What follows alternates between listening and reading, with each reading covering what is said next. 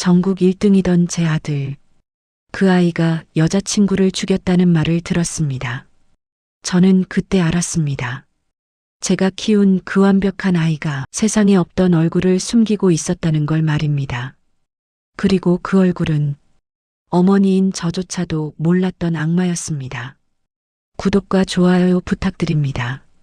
그럼 오늘 이야기 시작합니다. 박미정 씨 맞으시죠? 서울지방경찰청 강력계 문태수 형사입니다. 아드님에 대해 몇 가지 여쭤보고 싶은데요. 문을 여는 순간 심장이 마구 떨렸습니다. 어디 내놔도 부족함 없었던 내 아들. 전국 수석, 수능 만점, 서울대 의대. 평생의 저의 자랑이었습니다. 하지만 그 아이는 태어날 때부터 조금 달랐습니다. 제가 보지 않으려 했을 뿐, 외면하고 싶었을 뿐, 분명 문제가 있는 아이였습니다.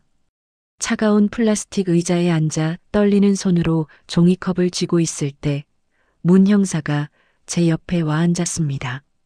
어머니. 그는 잠시 말을 멈췄습니다. 어떤 말을 꺼내야 할지 고민하는 얼굴이었습니다. 마음 단단히 잡으셔야 합니다. 저는 고개를 들었습니다. 그의 눈을 똑바로 보았습니다. 아드님이 신혜린 씨 사망 사건의 유력 용의자입니다. 그 순간 세상의 소리가 멈췄습니다. 복도의 발소리도, 형광등 소리도, 제 심장 소리조차도 눈앞이 하얗게 타들어갔습니다. 내 아들 도윤이는 늘 웃는 아이였습니다. 그런데 그 웃음이 어딘가 이상했습니다. 입꼬리는 올라가 있는데 눈은 전혀 웃지 않았습니다. 마치 거울 앞에서 연습한 것처럼 정확하게 계산된 각도로 웃었습니다. 처음엔 제 착각인 줄 알았습니다. 하지만 시간이 지날수록 그 웃음은 점점 더 낯설게 느껴졌습니다. 그런데 이상하게도 사람들은 그 웃음에 반했습니다. 아드님 정말 대단하네요. 성적도 성적이지만 성품이 저렇게 온화하다니. 도윤이 같은 학생 처음 봐요. 천사가 따로 없어요. 저는 그저 미소로 화답했습니다. 하지만 집에 돌아오면 가슴 한구석이 답답했습니다. 우리 아들은 말로 표현할 순 없었지만 무언가가 비어 있었습니다. 사람을 향한 온기 같은 것, 누군가를 진심으로 사랑한다는 흔적 같은 것, 그게 없었습니다. 도윤이가 여자친구인 예린이를 집에 데려온 날이었습니다. 엄마, 인사해. 내 여자친구 예린이야. 예린이는 미술을 전공한다는 학생이었습니다. 수줍은 미소에 조심스러운 말투. 첫인상부터 참 마음에 드는 아이였습니다. 처음 뵙겠습니다, 어머니. 도윤 오빠가 항상 어머니 이야기를 많이 해줘서 뵙고 싶었어요. 그때였습니다. 도윤의 표정이 순간 굳는 게 보였습니다. 아주 짧은 순간이었지만 저는 놓치지 않았습니다. 그건 기쁨이 아니었습니다. 어색함이었습니다. 혹은 불편함에 가까운 감정으로 보였습니다. 그날 밤 설거지를 하고 있는데 예린이가 살며시 제 옆으로 다가왔습니다. 어머니. 예린은 한참을 망설이다가 입을 열었습니다. 사실은요, 도윤 오빠가 가끔은 조금.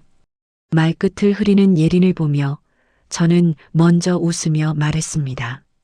어딘가 모르게 차갑지? 우리 도윤이 어려서부터 좀 그랬어. 예린이 잠시 멈칫했습니다.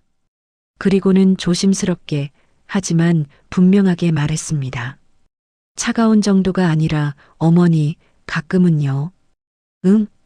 제가 힘들어하거나 불안해할 때 도윤 오빠 눈빛이 달라져요. 마치 그걸 즐기는 것 같달까요? 손에 들고 있던 그릇이 미끄러질 뻔했습니다. 무슨 소리니 그게? 예린은 황급히 고개를 저었습니다. 아니에요, 어머니. 죄송해요. 그냥 제가 너무 예민한가 봐요. 그 말을 남기고 예린은 거실로 돌아갔습니다. 그날 밤 저는 잠을 이룰 수 없었습니다. 천장을 보며 예린의 말을 곱씹었습니다. 힘들어하거나 불안해하는 걸 즐긴다. 그 말이 계속 귓가에 맴돌았습니다. 예린이 사망한 후 문 형사가 제게 작은 메모지를 건넸습니다. 어머니, 이건 예린 씨가 남긴 겁니다. 읽어보셔야 할 것 같아서요. 저는 떨리는 손으로 메모지를 받았습니다. 삐뚤빼뚤 서둘러 휘갈긴 글씨. 평소 예린의 또박또박한 필체와는 전혀 달랐습니다. 거기엔 단 한 문장만 적혀 있었습니다. 누군가 나를 지켜보고 있어요. 그리고 그 아래 펜을 쥔 손이 떨렸는지 잉크가 번진 흔적이 있었습니다. 저는 그 순간 숨을 쉴 수가 없었습니다. 예린은 그 전에도 몇 번 제게 메시지를 보낸 적이 있었습니다. 어머니, 요즘 도윤 오빠가 좀 이상해요. 제가 어디 있는지 항상 알고 있는 것 같아요. 어제도 친구 만나러 간다고 말 안 했는데 그 카페 앞에 와 있더라고요. 또 다른 날엔 이런 문자도 왔습니다. 어머니 가끔 제 전화기 벨이 2번 울리기도 전에 도윤 오빠가 먼저 전화를 받아요.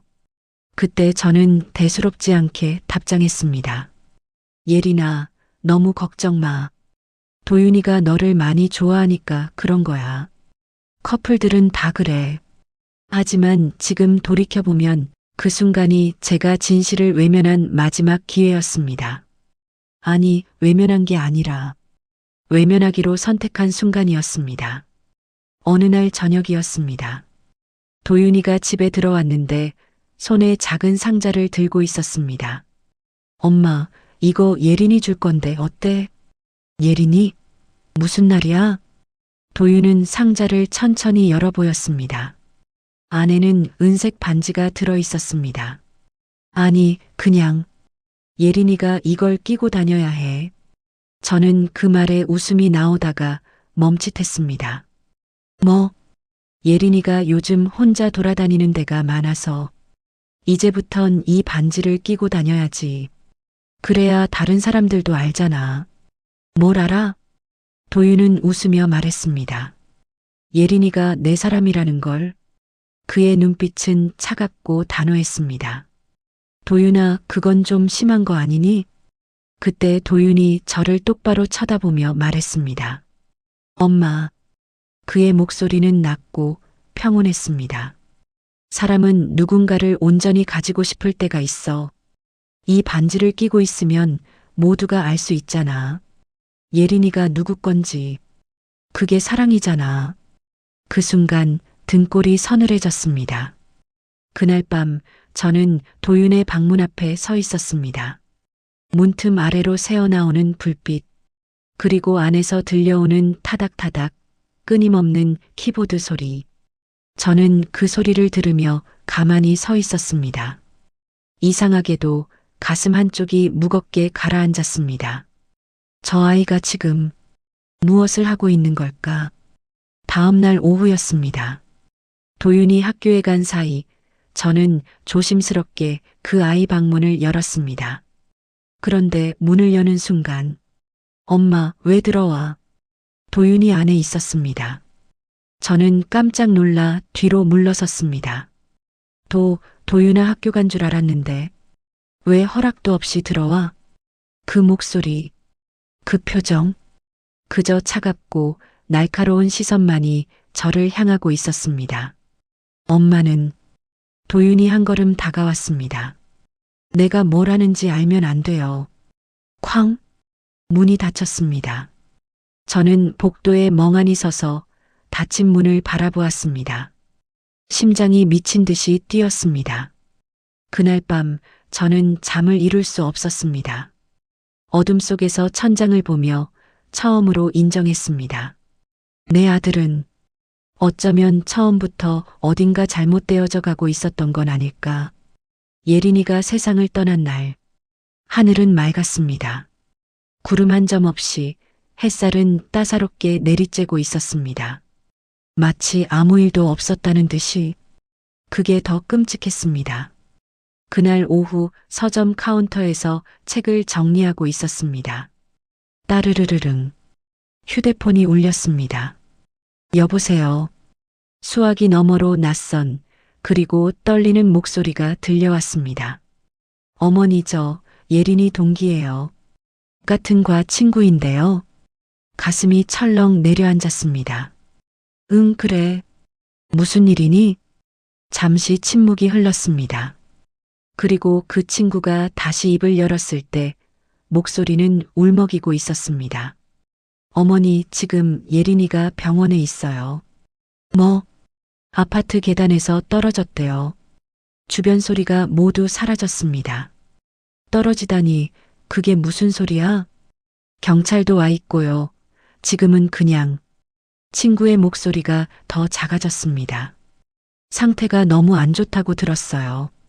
전화기가 손에서 미끄러질 뻔했습니다. 저는 더 이상 듣지 못했습니다. 가방도 제대로 챙기지 못한 채 서점을 뛰쳐나갔습니다. 병원 응급실, 하얀 형광등이 너무 밝았습니다. 그 빛 아래 도윤이 서 있었습니다. 저는 그 아이를 보는 순간 온몸이 굳었습니다. 얼굴이 너무 평온했습니다. 도윤아, 저는 다급히 달려갔습니다.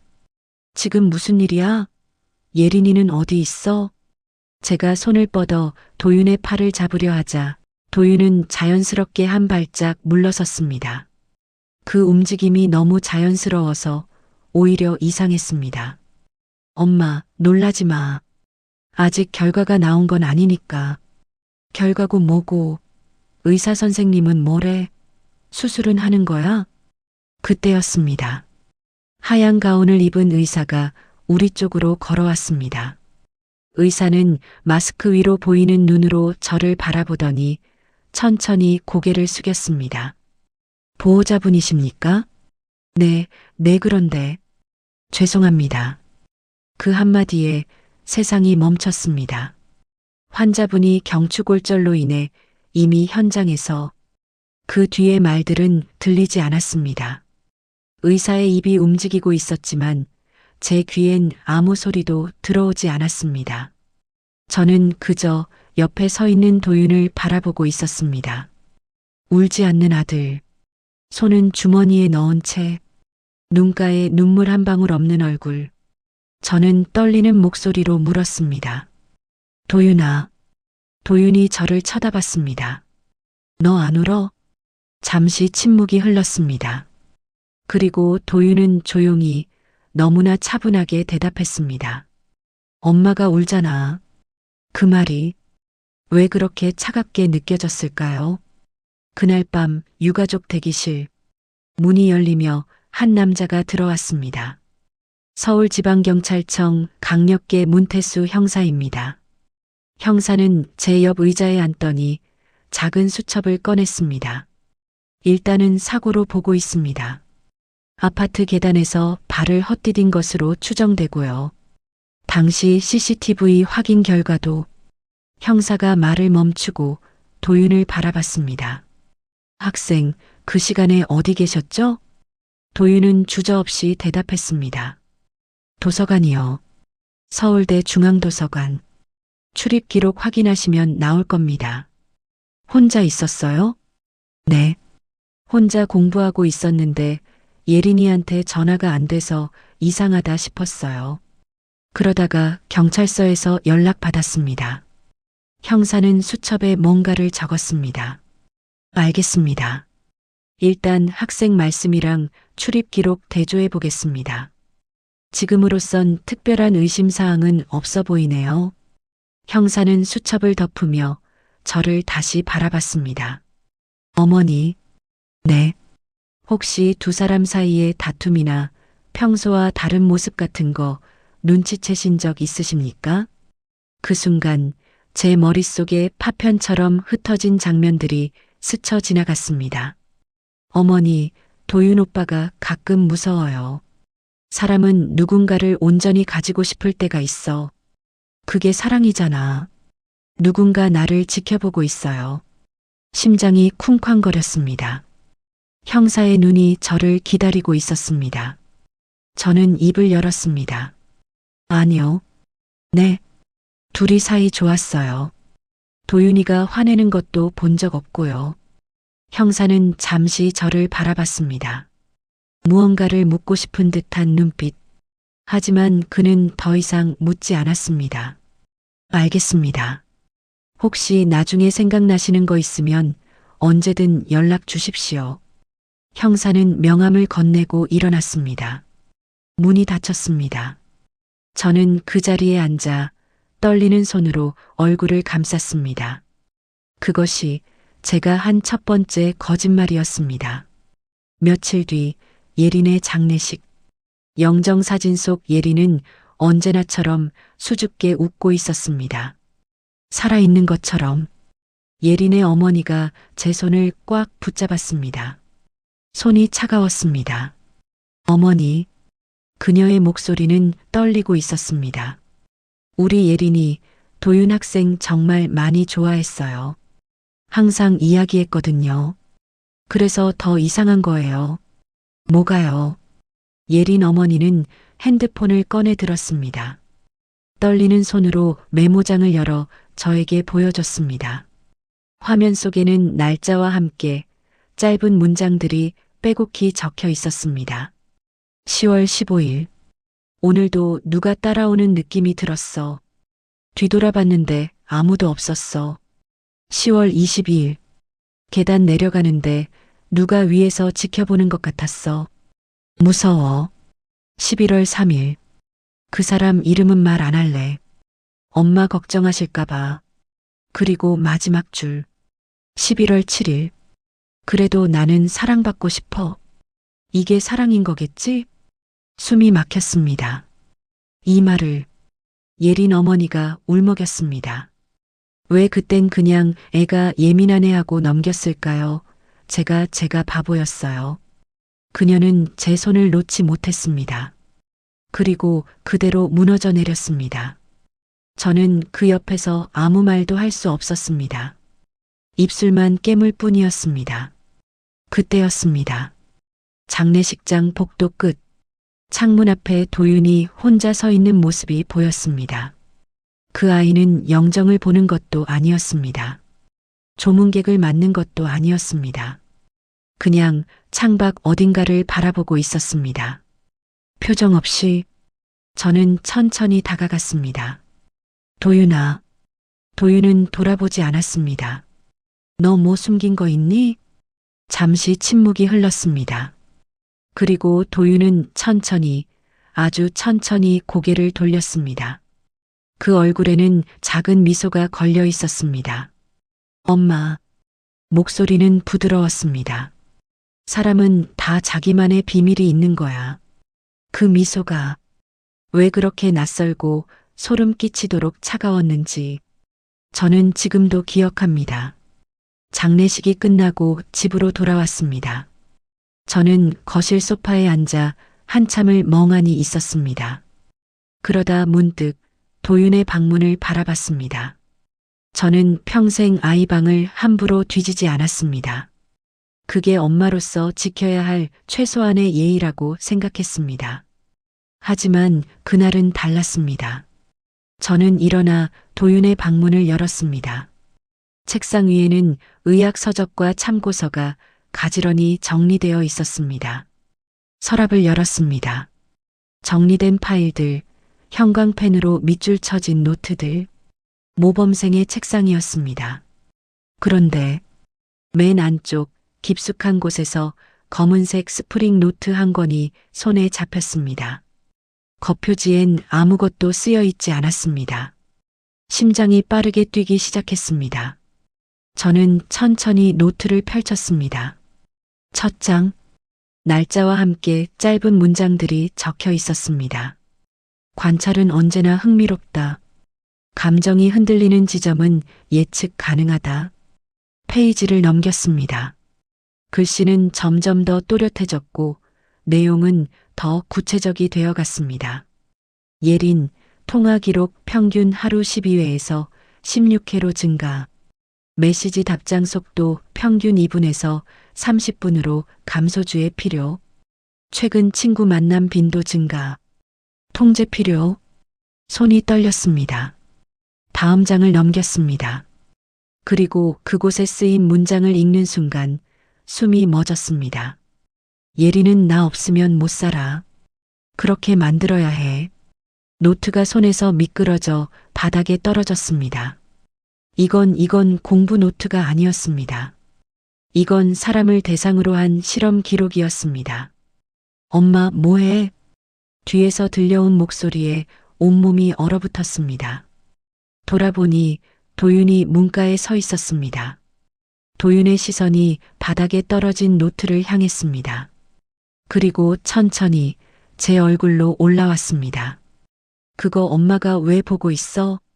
저는 입술을 떨며 겨우 말했습니다. 이게 뭐야, 도윤아? 이게 내가 쓴 거니? 도윤은 천천히 방 안으로 걸어 들어왔습니다. 바닥에 떨어진 노트를 주워들었습니다. 먼지를 톡톡 털어내며 그는 말했습니다. 엄마, 이건 그냥 내가 연구한 거야. 연구? 응. 사람이 언제 불안해지고 언제 의존하게 되는지 심리학 공부하면서 정리한 거야. 서적에도 다 나오는 내용이야. 도윤은 미소를 지었습니다. 그리고 예린이는 분명히 나를 사랑했어. 그가 노트를 천천히 넘기며 덧붙였습니다. 그 애는 나 없으면 못 살았을 거야. 그 순간 등골에 소름이 쫙 돋았습니다. 내 아들이 지금 누군가의 공포와 불안을 연구라고 부르고 있었습니다. 다음 날 초인종이 울렸습니다. 문을 여니 문태수 형사가 서 있었습니다. 어머니, 실례합니다. 잠깐 학생 방 한 번만 봐도 될까요? 저는 멈칫했습니다.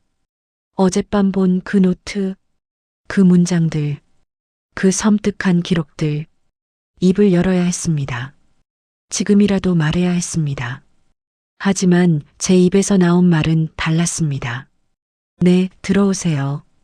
그런데 우리 도윤이가 좀 예민해서요. 가능하면 조심스럽게 봐주시면 좋겠어요.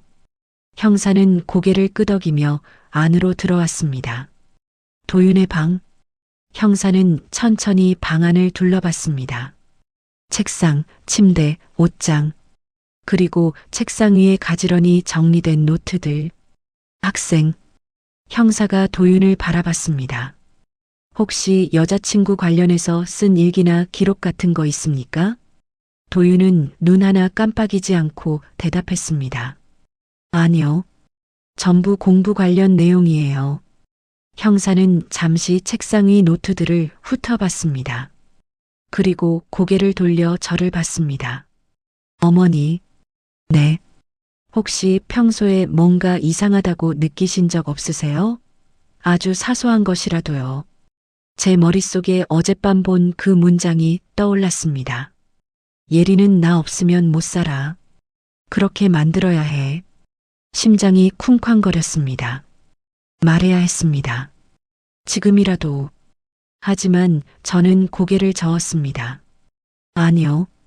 우리 도윤이가 좀 꼼꼼하고 예민하긴 한데 딱히 문제될 만한 건 못 봤어요. 형사는 잠시 제 얼굴을 바라봤습니다. 마치 정말입니까? 하고 묻는 것 같은 눈빛. 하지만 더 이상 묻지 않았습니다. 알겠습니다. 일단 오늘은 이 정도로 하죠.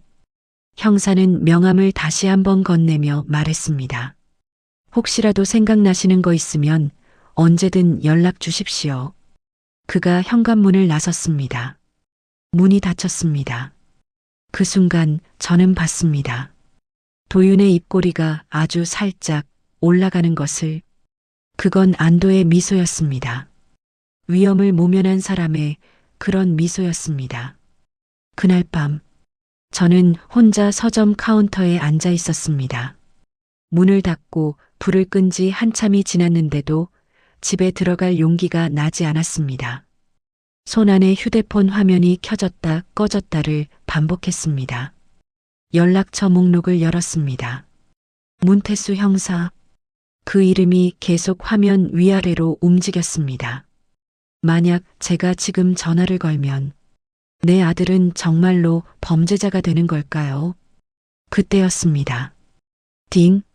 문자 알림이 울렸습니다. 발신인은 이름이 없었습니다. 번호만 덩그러니 떠 있었습니다. 내용은 딱 한 줄. 어머니, 예린이가 죽기 전에 했던 말 기억나세요? 저는 번호를 확인했습니다. 예린의 친구였습니다. 장례식장에서 봤던 그 동기. 손이 떨렸지만 답장을 보냈습니다.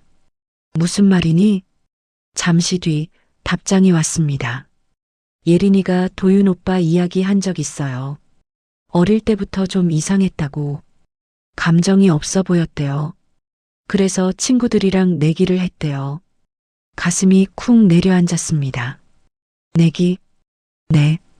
길에서 모르는 사람 울리기 내기요. 숨이 막혔습니다. 다음 문자가 도착했습니다. 근데 한 번도 실패한 적이 없었대요. 도윤 오빠는 사람 마음을 실험하는 재능이 있다고 했어요. 휴대폰이 손에서 미끄러질 뻔했습니다. 다음 날, 저는 아침부터 서점 문을 닫아 걸었습니다. 손님을 맞을 수가 없었습니다. 조용한 서점 안, 저는 책장 사이를 멍하니 걸었습니다. 도윤이는 원래 그런 아이가 아니었어. 혼잣말이 나왔습니다. 아니어야만 해. 그때였습니다. 덜컥 서점 문이 열렸습니다. 선생님, 낯익은 목소리에 고개를 들었습니다. 하얀 가운을 걸친 남자가 서 있었습니다. 강서가? 최강석. 제가 중학교에서 가르쳤던 학생이었습니다. 지금은 국립과학수사연구원 법의학자로 일하고 있습니다. 여긴 무슨 일이니? 강석은 조심스럽게 안으로 들어왔습니다. 표정이 무거웠습니다. 선생님, 예린 씨 사건 그 일로 말씀드릴 게 있어서 왔습니다. 우리는 서점 한쪽 구석, 작은 테이블에 마주 앉았습니다. 강석의 얼굴엔 법의학자 특유의 차분함이 묻어 있었습니다. 선생님, 응? 도윤이에 대해서 몇 가지 여쭤봐도 될까요? 심장이 빠르게 뛰기 시작했습니다. 그래. 뭔데? 혹시 어릴 때 위험한 행동을 한다거나 감정이 없어 보이는 모습을 보신 적 있으세요? 입술이 말랐습니다. 왜 그런 걸 묻는 거야? 강석은 잠시 망설이다가 가방에서 서류 몇 장을 꺼내 테이블 위에 올려놓았습니다. 예린 씨 부검 결과에서요. 추락 손상 외에도 몇 가지 이상한 점이 발견됐습니다. 이상한 점? 계단 난간에서 실족해서 떨어졌다면 몸이 자연스럽게 뒤로 넘어가야 해요. 그런데 강석이 서류를 가리켰습니다. 예린 씨는 정면에서 강한 힘으로 밀려난 흔적이 있어요. 가슴 부위 타박상의 각도나 위치를 보면 숨이 막혔습니다. 그럼 사고가 아니라는 거야? 아직 단정할 순 없습니다. 하지만 가능성은 있어요. 저는 떨리는 목소리로 물었습니다. 그게 도윤이 때문이라는 말이야? 강석은 제 눈을 똑바로 바라봤습니다. 선생님, 제가 확인하고 싶은 건 도윤 학생이 그런 짓을 할 수 있는 사람인지예요. 강석은 조심스럽게 말을 이어갔습니다. 선생님, 사람 중에는 선천적으로 감정 공감 능력이 결핍된 경우가 있어요. 결핍이라니? 네. 뇌의 특정 영역, 특히 편도체나 전두엽 발달이 느리거나 기능이 떨어져 있으면 다른 사람의 감정을 이해하지 못합니다. 웃음, 슬픔, 공포 같은 감정을 표면적으로만 흉내내는 거죠. 그 순간 제 머릿속에 오래된 장면들이 파편처럼 떠올랐습니다. 유치원 시절 어떤 아이가 넘어져서 울고 있을 때 도윤은 가까이 다가가 미소를 지으며 말했습니다. 왜 넘어졌어? 왜 울어? 초등학교 때 동네 아이가 자전거에서 떨어져 무릎에서 피가 났을 때 다른 아이들은 달려갔지만 도윤은 멀리 서서 가만히 지켜보기만 했습니다. 중학생이 된 어느 겨울, 길에서 고양이 한 마리가 얼어 죽어 있었습니다. 저는 가슴이 아파서 눈물을 흘렸는데 도윤이 물었습니다. 엄마, 이 고양이는 죽은 건데 왜 울어? 죽은 건 그냥 끝난 거잖아. 강석의 목소리가 다시 들려왔습니다. 감정이 없는 사람들은 상대의 불안과 두려움을 이해하지 못합니다. 하지만 그가 잠시 말을 멈췄습니다. 그 반응을 관찰하고 수집하는 데엔 오히려 흥미를 느끼기도 해요. 저는 떨리는 목소리로 물었습니다. 그게 사람을 위험하게 만들 수도 있는 거야? 강석은 숨을 한 번 크게 들이마셨습니다. 선생님, 아기가 있어야만 위험한 게 아닙니다. 감정이 없는 사람은 자기 행동이 상대에게 어떤 상처를 주는지 진짜로 모릅니다. 그리고 그 무지가 때로는 가장 위험할 수 있어요. 그날 저녁, 휴대폰이 울렸습니다. 어머니, 문태수입니다. 형사의 목소리가 평소보다 무거웠습니다. 지금 경찰서로 좀 와주실 수 있으실까요? 보여드려야 할 게 있습니다. 전화를 끊자마자 저는 택시를 탔습니다. 경찰서 CCTV 분석실. 형사는 저를 어두운 방으로 안내했습니다. 모니터 여러 대가 켜져 있었습니다. 앉으세요. 저는 의자에 앉았습니다.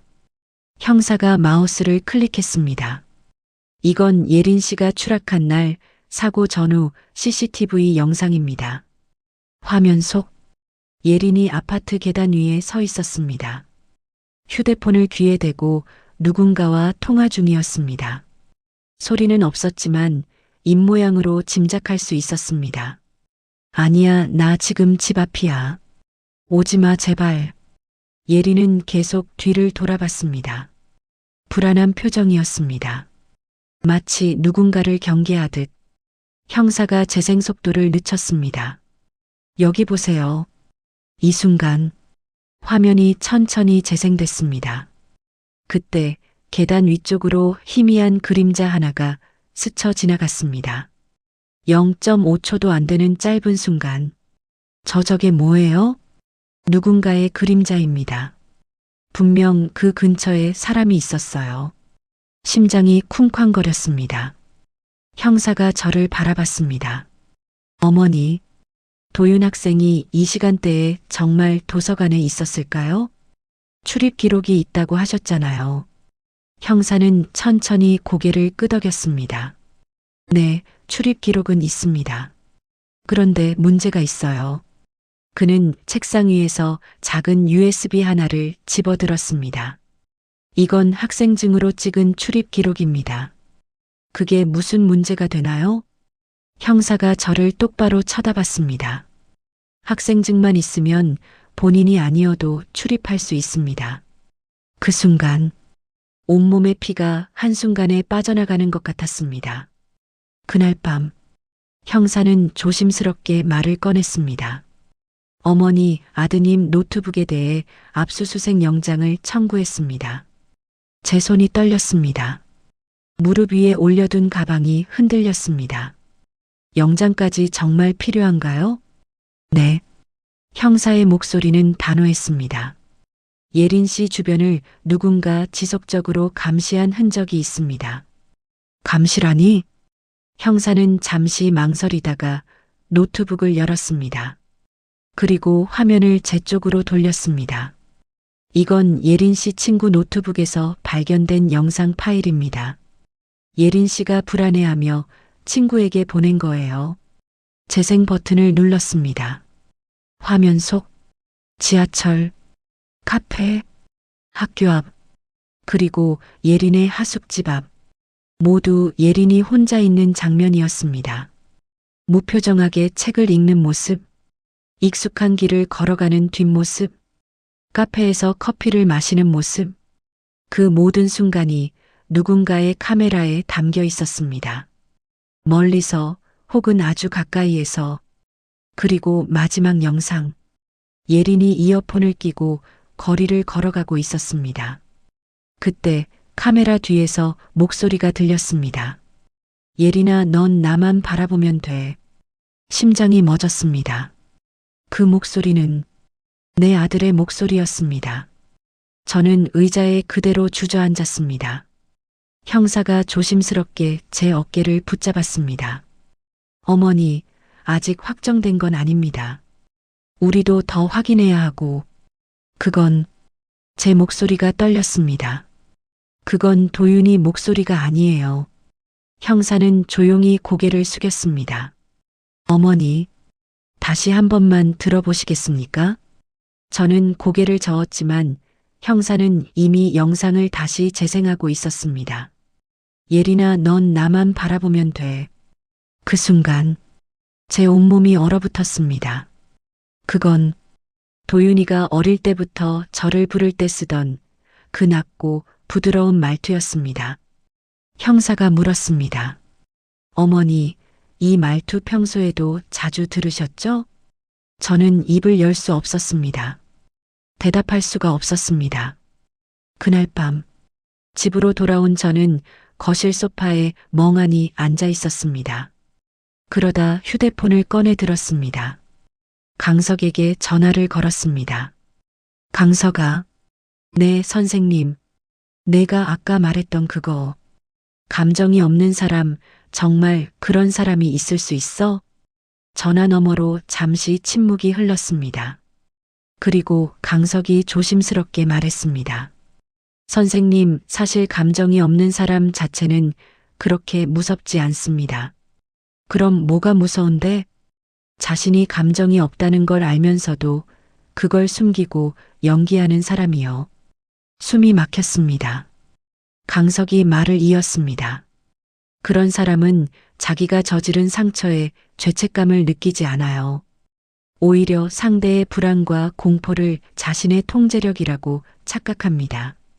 선생님, 강석의 목소리가 더 낮아졌습니다.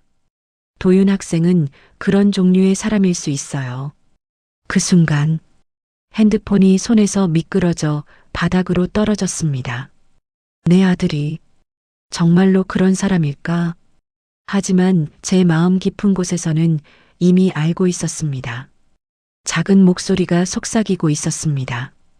그렇다고 도윤의 목소리가 녹음된 영상을 보고 집으로 돌아온 그날 밤, 저는 한숨도 자지 못했습니다. 천장을 바라보며 같은 질문을 수없이 반복했습니다. 정말 내 아들이 그런 짓을 했을까? 정말로? 새벽 4시가 넘어서야 겨우 눈을 감았습니다. 그런데 쿵, 쿵, 쿵 현관문을 두드리는 소리에 몸이 벌떡 일어났습니다. 저는 비틀거리며 현관으로 갔습니다. 문을 열었습니다. 문태수 형사가 서 있었습니다. 이번엔 혼자가 아니었습니다. 옆에 젊은 형사 2명이 더 서 있었고 그 중 한 명은 손에 서류철을 들고 있었습니다. 어머니, 이 시간에 죄송합니다. 형사의 눈빛을 보는 순간 저는 알았습니다. 영장 나왔나요? 형사는 짧게 고개를 끄덕였습니다. 네. 살인 혐의 정확히는 강요와 위협에 의한 추락사 가능성을 전제로 한 긴급 체포 영장입니다. 다리에 힘이 풀렸습니다. 저는 그대로 현관 바닥에 주저앉았습니다. 잠깐만요, 잠깐만. 목소리가 떨렸습니다. 우리 도윤이는 아직 아무것도 확실한 게 없잖아요. 그때였습니다. 방문이 열렸습니다.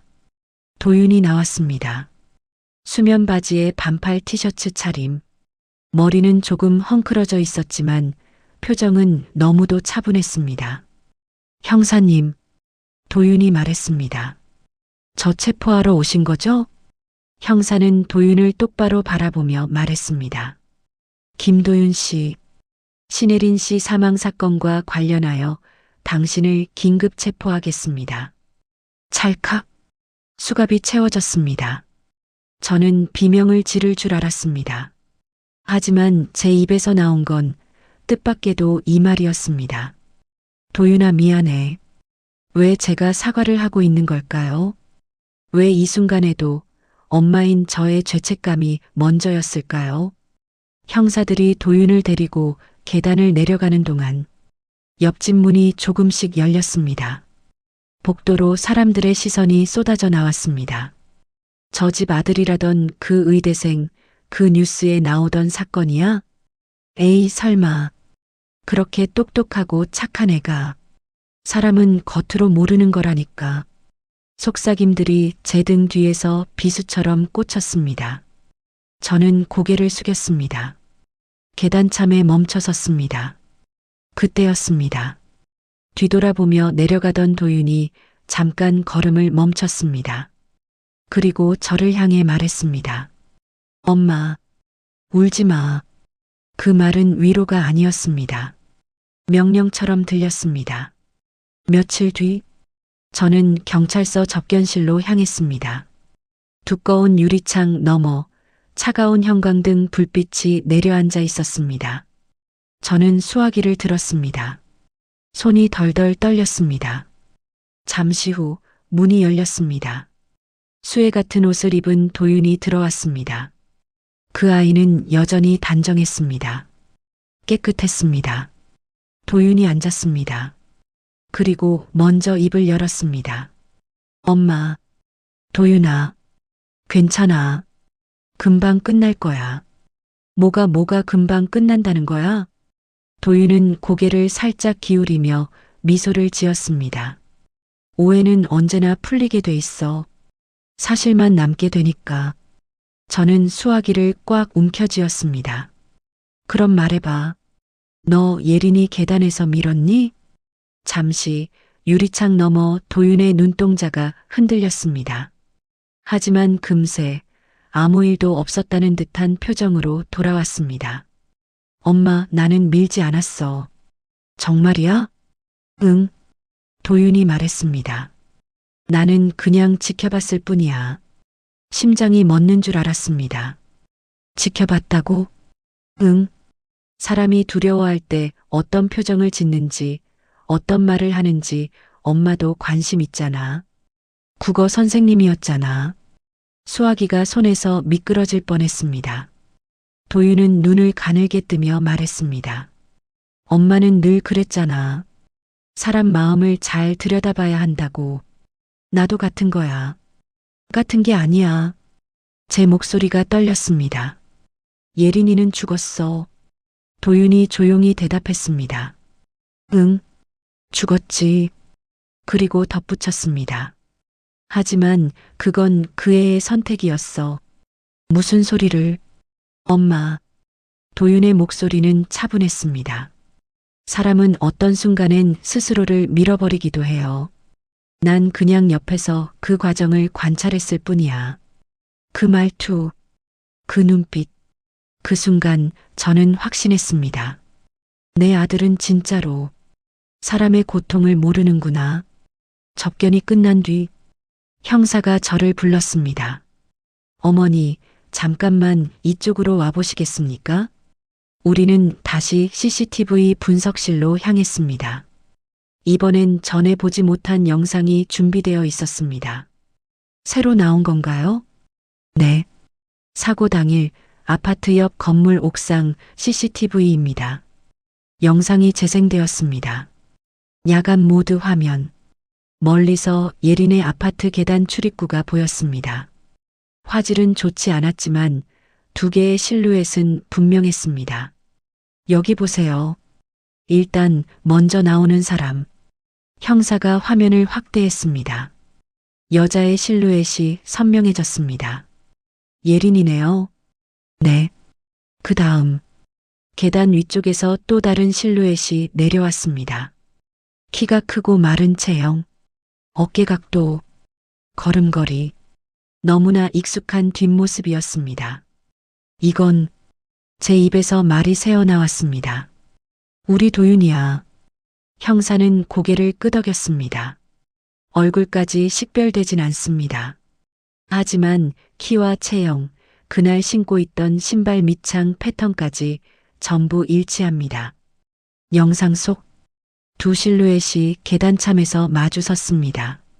예린이 손을 휘젓는 듯한 동작, 뒤로 한 발짝 물러나는 움직임, 그리고 형사가 재생 속도를 더욱 낮췄습니다. 여기서 잘 보세요. 한 프레임씩 넘기겠습니다. 첫 번째 프레임, 두 사람이 실랑이하는 모습. 두 번째 프레임, 남자의 팔이 앞으로 뻗어가는 장면. 세 번째 프레임. 여자의 상반신이 난간 밖으로 기우는 모습. 네 번째 프레임. 남자의 손목과 예린의 어깨가 분명히 맞닿아 있는 순간. 그리고 다음 프레임에서 예린의 몸이 아래로 떨어졌습니다. 남자의 그림자만이 난간에 홀로 남았습니다. 숨을 쉴 수가 없었습니다. 형사가 조용히 말했습니다. 어머니, 지금 이 영상만으로도 법정에서 다툴 수는 있습니다. 하지만 결정적인 건 어머니의 증언이 될 겁니다. 저는 입술을 깨물었습니다. 제 증언이요? 네. 어머니께서 지금까지 말씀 안 해주신 부분이 있습니다. 형사는 책상 서랍에서 투명한 증거 봉투 하나를 꺼냈습니다. 그 안에는 젖은 운동화 한 켤레가 들어 있었습니다. 이거, 심장이 쿵 내려앉았습니다. 우리 집 신발장에 있던, 네. 사고 당일 밤 어머니께서 직접 신발장 아래쪽 깊숙한 곳에 밀어 넣으셨죠. 온몸이 얼어붙었습니다. 그건 그냥 어질러져 있어서 밑창에 아파트 계단 난간 페인트 흔적이 나왔습니다. 형사의 목소리는 차분했습니다. 그리고 표면 일부에는 예린 씨의 것으로 추정되는 섬유 조각이 묻어 있었어요. 숨이 막혔습니다. 형사가 말했습니다. 어머니, 솔직하게 말씀해 주시죠. 그날 밤 신발을 치우면서 뭐가 이상하다고 느끼셨습니까? 저는 떨리는 목소리로 말했습니다. 그날 도윤이가 집에 들어왔을 때 운동화가 젖어 있었어요. 그날 밤엔 비가 안 왔습니다. 계단 청소를 했다고 도윤이가 그랬어요. 근데 말이 막혔습니다. 근데요? 냄새가 이상했어요. 형사의 눈빛이 깊어졌습니다. 어떤 냄새였습니까? 저는 한참 동안 입을 열지 못했습니다. 그날의 기억이 너무도 선명하게 떠올랐기 때문입니다. 문을 열자마자 들어온 도윤, 젖은 운동화, 그리고 코끝을 찌르던 철 냄새 섞인 기묘한 냄새, 피, 제 입에서 드디어 그 말이 튀어나왔습니다. 피 냄새 같았어요. 그래서 저도 모르게 신발을 신발장 밑으로 밀어 넣었어요. 안 보이는 곳으로. 형사는 천천히 고개를 끄덕였습니다. 그게 어머니의 두 번째 거짓말이었습니다. 저는 고개를 떨군 채 눈을 감았습니다. 죄송합니다. 엄마니까 엄마라서 그랬어요. 형사는 잠시 침묵했습니다. 그리고 조용히 말했습니다. 어머니, 저도 아이 키우는 아버지입니다. 어머니 마음 모르는 거 아닙니다. 그의 목소리는 낮고 무게가 있었습니다. 하지만 지금 이 순간 어머니는 엄마이기 전에 한 사람의 어른이셔야 합니다. 그 말이 머리가 아니라 가슴을 때렸습니다. 집으로 돌아온 저는 한참 동안 도윤의 방문 앞에 서 있었습니다. 문을 열었습니다. 늘 똑같이 정리된 책상, 침대, 책장. 그런데 오늘은 그 모든 것이 낯설게 느껴졌습니다. 마치 처음 보는 방처럼. 저는 천천히 책상 서랍을 열었습니다. 그리고 또 하나의 노트를 발견했습니다. 전에 봤던 검은 노트와는 다른 옅은 회색 표지의 공책. 첫 장을 펼쳤습니다. 날짜가 적혀 있었습니다. 중학교 2학년. 그 아래 적힌 문장. 첫 실험 성공. 모퉁이에서 살짝 밀었을 뿐인데 애가 그렇게 크게 울 줄은 몰랐다. 선생님이 나를 칭찬했다. 사고 난 친구 잘 부축해줬다고. 다음 장을 넘겼습니다. 사람의 눈물은 참 흥미롭다. 어느 지점에서 터지는지 조금씩 알아가는 중. 제 손이 얼어붙었습니다. 내 아들은 원래부터 이랬던 거구나. 관찰, 실험, 통제. 어릴 때부터 이어져 온 패턴들. 저는 조용히 노트를 덮었습니다. 그리고 거실로 나왔습니다. 소파에 앉았습니다. 창밖을 바라봤습니다. 새벽 어스름이 조금씩 밝아오고 있었습니다. 그 빛을 보며 저는 깨달았습니다. 내 아들을 처음부터 제대로 보지 못한 건 세상이 아니라 바로 나였다는 것을, 어머니인 제가 가장 가까이에서도 외면했다는 것을. 저는 천천히 핸드폰을 집어들었습니다. 문태수 형사의 번호를 눌렀습니다. 신호음이 울렸습니다. 여보세요, 어머니? 저는 깊게 숨을 들이마셨습니다. 형사님, 말씀드릴 게 있습니다. 네, 말씀하세요. 도윤이가 어릴 때부터 이상한 행동들이 있었어요. 제가 다 알고 있었어요. 근데 저는 외면했습니다. 형사는 잠시 침묵했습니다. 내일 오전에 경찰서로 나오시겠습니까? 네. 모두 말씀드리겠습니다. 신발 이야기도 노트 이야기도 다요. 전화를 끊었습니다. 저는 다시 창밖을 바라봤습니다. 해가 떠오르고 있었습니다. 새로운 날이 시작되고 있었습니다. 하지만 저는 알고 있었습니다. 이 고백이 제 아들을 구하지는 못한다는 것을, 오히려 그를 더 깊은 곳으로 보낼 것이라는 것을. 그럼에도 이제는 숨기지 않기로 했습니다. 사랑이라는 이름으로 진실을 덮는 것, 그것이야말로 더 큰 죄라는 걸 이제야 알았으니까요. 저는 조용히 눈을 감았습니다. 그리고 마음속으로 예린에게 말했습니다. 미안해, 예린아. 늦었지만 이제라도 진실을 말할게. 창밖의 빛이 점점 더 밝아지고 있었습니다. 어둠은 끝나고 있었습니다. 저는 평생 아들을 수석으로 키웠습니다. 전국 수석, 수능 만점, 서울대 의대. 사람들이 부러워하는 모든 것을 가진 아이로 키웠습니다. 하지만 저는 깨달았습니다. 정작 중요한 것은 가르치지 못했다는 것을, 다른 사람의 아픔을 느낄 줄 아는 마음, 누군가의 눈물 앞에서 함께 슬퍼할 줄 아는 따뜻함. 성적표보다 먼저 봤어야 할 것은 아이의 눈빛이었습니다. 상장보다 먼저 물었어야 할 것은 아이의 마음이었습니다. 저는 엘리트를 둔 엄마가 되려고 했습니다. 하지만 옳은 엄마가 되지는 못했습니다. 비록 그 빛이 제게 용서를 주지는 않더라도 적어도 더 이상 거짓 속에 살지는 않을 것입니다. 그것만이 엄마로서 제가 할 수 있는 마지막 책임이었습니다. 그리고 이제야 알았습니다. 아이를 제대로 키운다는 것은 세상이 부러워하는 사람으로 만드는 게 아니라 세상과 더불어 살 줄 아는 사람으로 키우는 것이라는 걸 너무 늦게 깨달았습니다. 하지만 이 고백만큼은 거짓 없이 남기고 싶습니다. 오늘 사연 함께 해주셔서 고맙습니다. 구독과 좋아요는 큰 힘이 됩니다.